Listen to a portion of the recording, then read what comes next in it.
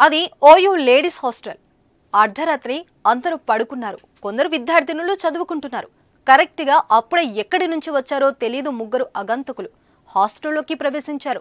Bathrooms, ventilators వద్దకు ప్రవేశించి సైగలు చేశారు. హాస్టల్లో ఒక్కసారిగా అబ్బాయిలు కనిపించేసరికి అక్కడ విద్యార్థినులు భయాందోళనకు గురయ్యారు. కేకలు పెట్టి అరిచారు. కొందరు అమ్మాయిలు ఒక అడుగు ముందుకేసి అగంతకుల్లో ఒకరిని పట్టుకుని చున్నీతో కట్టి చితకబాదారు. గజం కేవలం 26,000 రూపాయలతో 165 గజాల భూమి కేవలం 52 లక్షలు మాత్రమే. అనంతరం పోలీసులకు అప్పగించారు. అయితే ఈ ఘటనతో ఒక్కసారిగా విద్యార్థులలో ఆగ్రహం కట్టలు తెంచుకుంది. హాస్టల్లో రక్షణ కరువైందని సీసీటీవీలు ఏర్పాటు చేయాలని రాత్రి విద్యార్థులు ఆందోళనకు దిగారు. నేడు ఉదయం కూడా భారీగా విద్యార్థినులు రోడ్లపైకి వచ్చి నిరసన చేపట్టారు. తమకు భద్రత కల్పించాలని డిమాండ్ చేస్తున్నారు. చాలా రోజులుగా తీవ్ర ఇబ్బందులు ఎదుర్కొంటున్నామని వాపోతున్నారు. హాస్టల్ పరిసర ప్రాంతాల్లో కొందరు పోకిరులు గంజాయి, మద్యం మత్తులో తిరుగుతుండడం తమకు భయాందోళనకు గురి చేస్తుందని చెబుతున్నారు.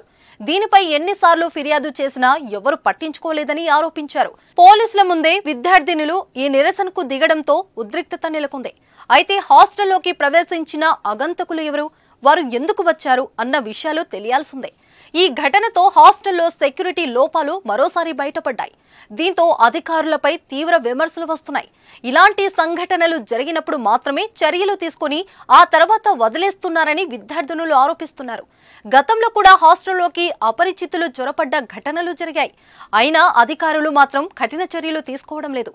దీనిపై ప్రభుత్వం స్పందించాలని డిమాండ్లు వ్యక్తమవుతున్నాయి.